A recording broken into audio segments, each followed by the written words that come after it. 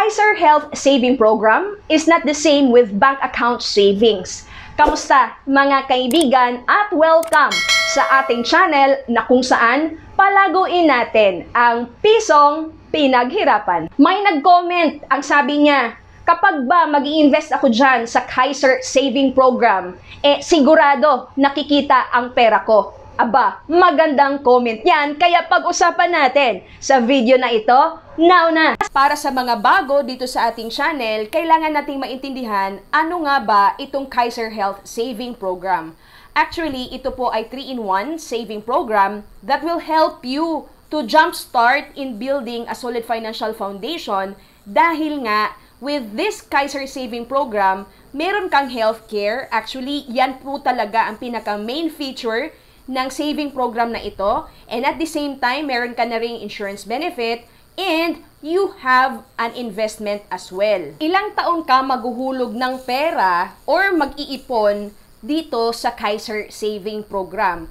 7 taon mo lang ito pag-iipunan, and after that, hahayaan mo na yung pera mo na mag-grow para mas magbi-build up pa ang savings mo, and at the same time, lalaki yung magiging benefits mo na maaari mong ma-maximize balang araw. Habang naghuhulog ng pera or habang nag-iipon ka dito sa saving program mo, halimbawa, 2 years ka nang naghuhulog or 3 years, pwede bang i-withdraw yung pera na iniipon mo dito? Aba, hindi po. Dahil nga, meron ka dapat commitment na ito ay pag-iipunan ng 7 taon dahil ito ay gagamitin mo for your healthcare needs or maaari ding magiging insurance money ng family mo or investment mo pagdating ng araw. So, dapat kapag ikaw ay mag-o-open ng Kaiser Saving Program, nasa isip mo na ito ay i-withdraw mo kapag ka nag-mature na. Habang nagbabayad, kumikita na ba ang perang iniipon mo sa Kaiser Saving Program?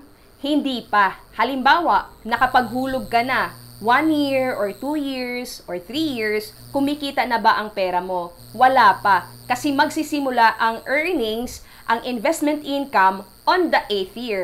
Paano kung nag-spot cash? Kung baga, maagang tinapos yung pagbayad, maagang nabuo yung 7 years na payment, magsisimula na ba kaagad na mag-earn din? Hindi pa rin. Dahil uniform po yan. On the 8th year pa rin talaga magsisimulang mag-earn yung Kaiser Saving Program mo. Paano natin masisigurado ngayon na talagang pagdating ng maturity, meron kang pera or meron kang investment income na aanihin sa Kaiser Saving Program mo?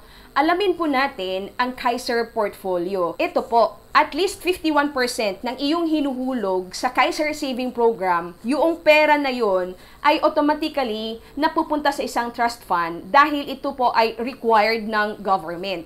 And Kaiser cannot touch the trust fund. Yung 51% na nakalaga sa trust fund, yung pera mo na nasa trust fund, naka-reserve po kasi yun for the future claims ng plan holders. And that trust fund is managed by 2 international banks, ING Bank ng Netherlands and Deutsche Bank ng Germany. Kaya nga kung naintindihan natin anong ibig sabihin ng trust fund, syempre yung pera natin, nag-earn din yon, kumbaga nag-grow din yon, na safe ang pera dahil nga naka-reserve yun for the future claims ng bawat saver sa Kaiser Saving Program na ito. Now, kung ang 51% nasa trust fund, nasaan ang 49%?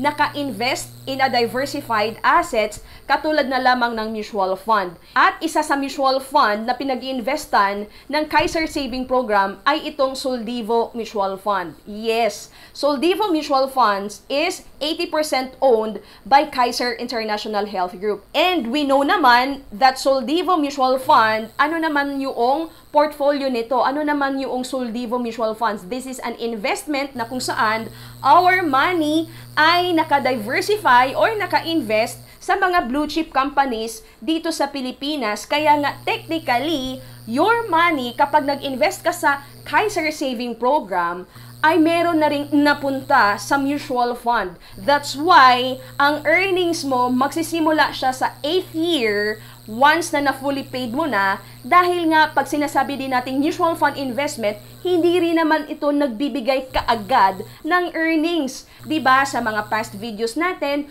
we are talking about na kapag ka mag-i-invest, we are letting our money grow. So that's why we have to understand na kapag ka nag-invest tayo sa Kaiser Saving Program, sigurado na magkaroon ng earnings ang pera mo dahil in a way transparent kung saan napupunta ang ipon na nilalagay mo dito. Magiging sigurado lang na merong talagang kita ang Kaiser Saving Program mo kung talaga naman ngayon sigurado kang nag-iipon ka dito. Kaya nga, ito ay intindihin mo ng mabuti na kapag ka ikaw po ay natigil sa iyong paghuhulog, syempre meron ka na rin namang 2 taon na ito ay i-reactivate or i-reinstate.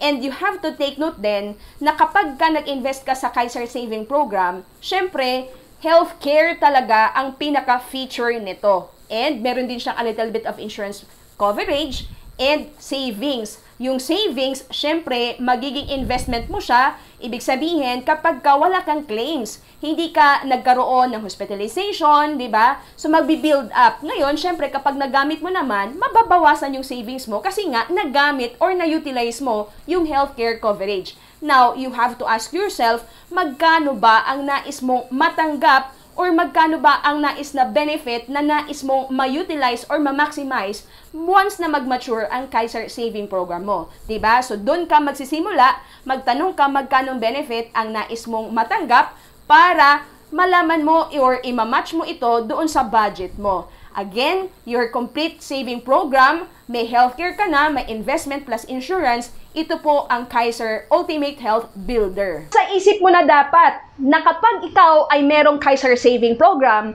ito ang gagamitin mo para merong sasalo sa'yo kapag ka ikaw ay uugod-ugod na or nagre-retire na at wala ng energy to work, meron kang healthcare, meron kang savings, meron kang insurance na maaaring makatulong sa'yo kapag ka sobrang kailangan mo na ito. I hope you find this video informative.